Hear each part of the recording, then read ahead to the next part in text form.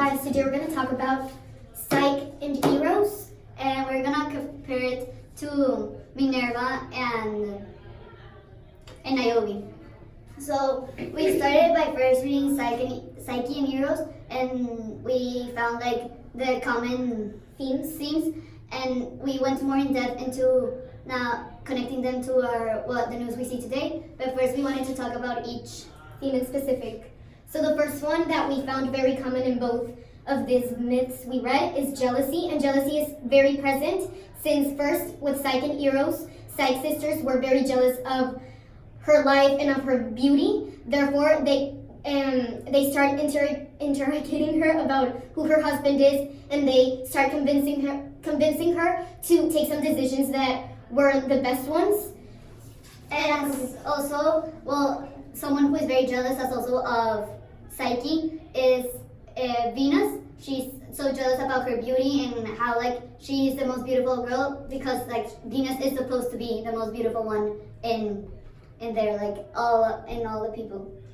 And in Minerva and Niobe, we also found jealousy because Minerva is jealous of Niobe's like weaving skills, and that's how it like the myth starts with her being jealous and her like saying her like we need to do a competition in order to like prove yourself who is better doing this. Like there can't be two people that are good at it, there has to be one. And this comes along as a thing with like competition and having to be the best at something, because they're gods, so one has to be the best at it.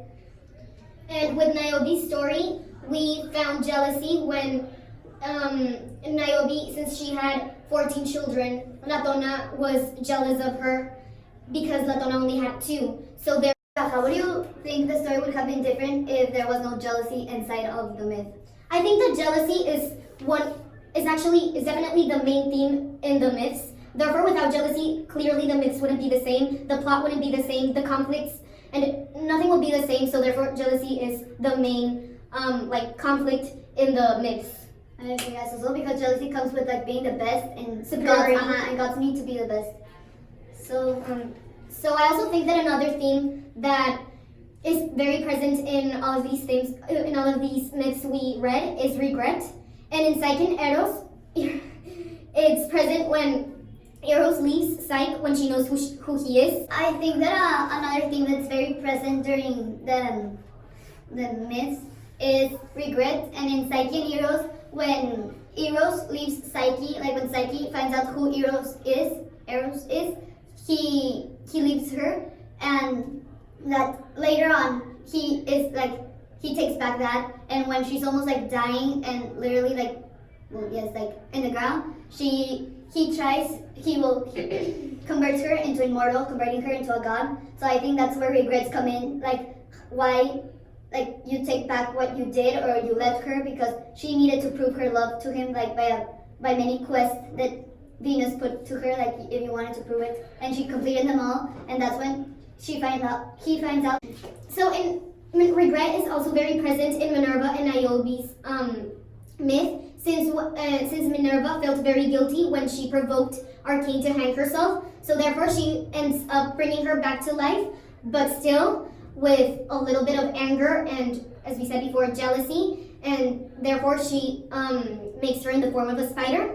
And in Niobe's story, there's not much regret present, since they don't regret killing 14 children and the husband of Niobe. So this, I think that was very interesting, since this can connect even to our daily life, and even me, like sometimes anger can take me into a very different person I am not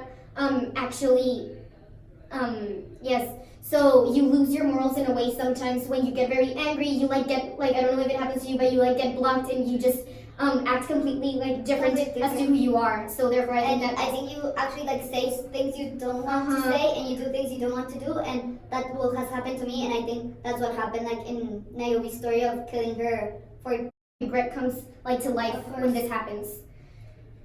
And we also wanted to talk about another thing we found in common in both myths is superiority. And we found this because we think that every god, yes, they are superior, but there comes a time where they don't think about others, because they know who they are and who they stand for, their power or their what the element that makes them superior. We think this, like for example in Psyche, when Psyche is so beautiful, she thinks she is superior. Well, she's not as superior as Venus, but still she knows that because she is beautiful, she has a head start or something in her favor. And she does have that comes with jealousy as well. That's why her sisters are very jealous of her, because even though her sisters are also very beautiful, she's even more beautiful, and that's when jealousy comes in. And also in Minerva's and Niobe's myths, superiority is very present, since Minerva has very good weaving skills. But I think that the most important ones here is Niobe's and 14 children.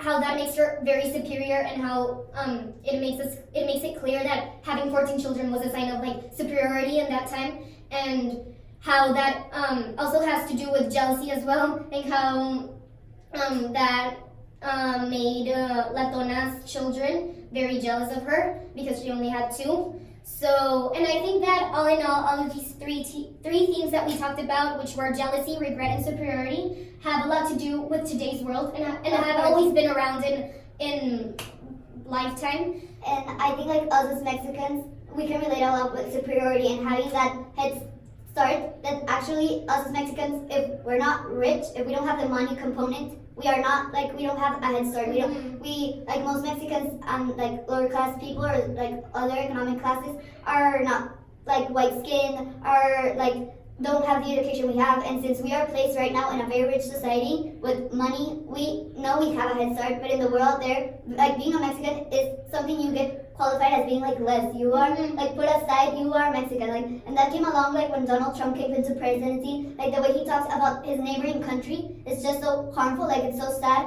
how you can talk that about the person living right next to the border.